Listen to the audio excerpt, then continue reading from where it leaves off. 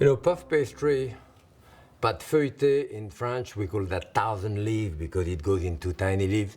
It's probably one of the most challenging dough to do for the chef. It's made of a bread dough, if you want water flour, which you spread, then you put butter onto it, you close it, you now have a layer of bread dough all around and a layer of fat in the center. That 1, 2, 3, bread dough, fat bread dough. You roll it into a rectangle, fold it in third, so it's 3 times 3. Actually 8, because where it touches the dough, it's still dough. And you do that 6 times and you have about 1,500 layers of bread dough and butter, which when you put into the oven, the bread dough, the water in the bread dough develop into steam. It's kind of waterproof by the butter and it's kind of developing into the multi-layer effect you have in Napoleon, vol au vent, and so forth. A pound of flour and about 8 to 10 ounces of water, depending on the humidity. Okay, that would be my détrempe. So this is if you want your bread dough, of course, without yeast. Actually, if you put yeast in it and you roll it like a puff paste, you have croissant. The croissant is a mixture of puff paste, if you want, and brioche. That is, it's a dough rolled like the puff paste, but there is yeast in it. Okay. So now we have to extend this. Usually you let it rest in between. There is about 3 or 4 different ways that I make puff paste. The classic way, the most classic of all, is really to do a square of the détrempe, then you have a square of the butter in the center and you bring the 4 corners together and you start rolling. Here I do it slightly different. It goes faster and I think the result is just as good. So I will extend that dough.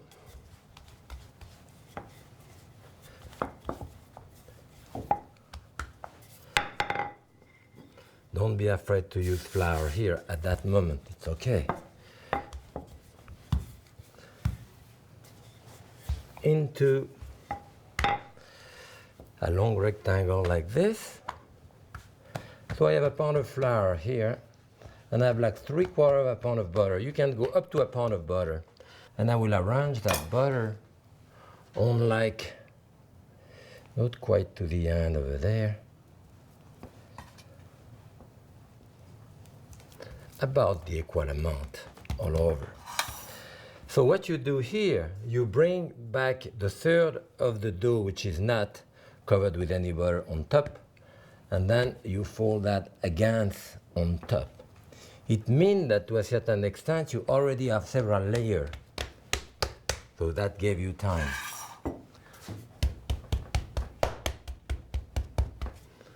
Okay. Now we give it the first turn.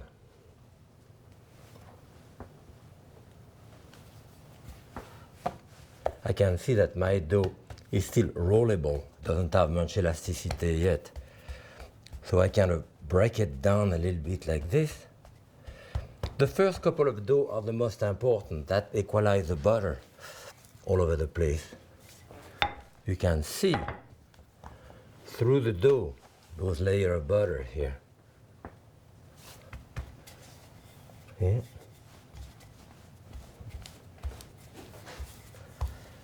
Now it is the time to do the turn. There is 2 types of turn. You have a single turn or a double turn. You want to make sure that you have no flour in the center of it, so you want to brush it out.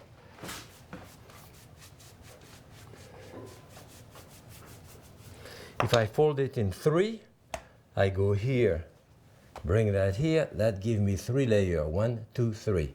That's a single turn. I want to do a double turn.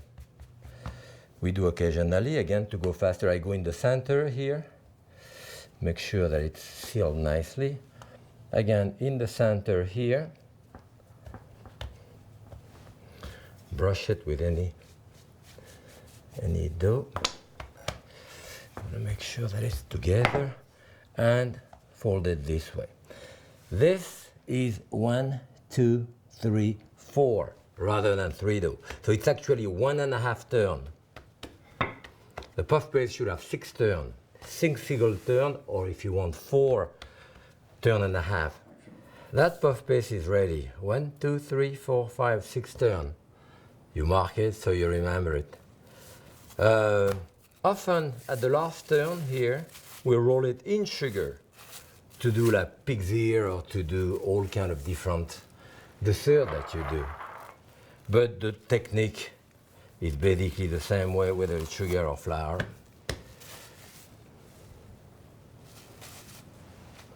So, see, you can see that it's nice together. Dough is beautiful.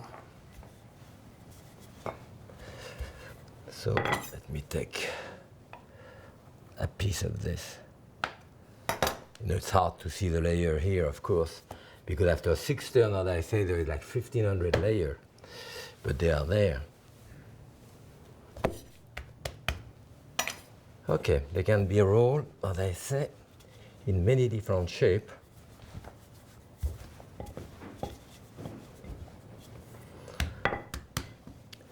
One of them certainly is when you take this and you brush it with eggs and a mixture of paprika and Parmesan cheese, you brush it on top to do cheese straw.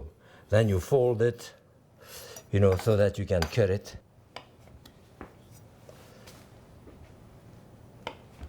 Let's say 1, 2, just to show you. So this, you will have it to do cheese straw. You can have your cheese straw that you cook in your cookie sheet, and at the end of it, when you étend them, remember now they're covered with one thing or another, you crush the end of it here and the end of it here so that they don't shrink. Another way is to do a sacristain. You take one this way, you put your hand here, your other hand here, and you do this. And that you have what we call a sacristain. And again, you cook them in a long way.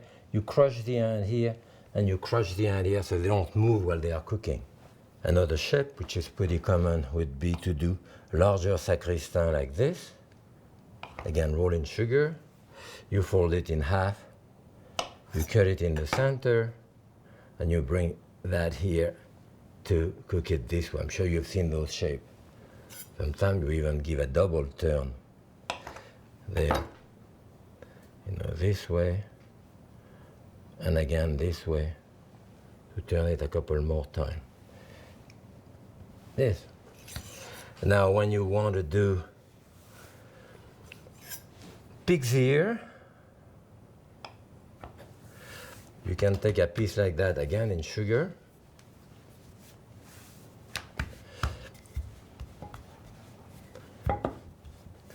Roll it into your sugar. Fold this here 1 time, at least 2 times. See where we are here. 1 time, 2 times. There is place for another time here, another one here. Fold them in half. Now you put that in the refrigerator, the log, and when it's nice and cold, of course, you cut it into those things that we call pig's ear. You put them to be cooked on the tray and you twist the end of it so they spread out, because remember that the puff paste is now in that direction, so it will spread out this way. If you want to do a tart, a square tart, which we often do, so let's say you want to do those type of cards, again you brush it with eggs, you fold it in half like this, and the type which is folded here, you cut it this way, the other one this way, then you reopen it, again brush it, you bring that part here, that will be your edge, and that other part here, which will be your other edge, to do a square puff paste tart, you know, some large one, some small one. Of course, there is the classic called fleuron, you know, that we serve as a garnish to many things, you know, certainly to fish, and that's the fleuron garnish, you know.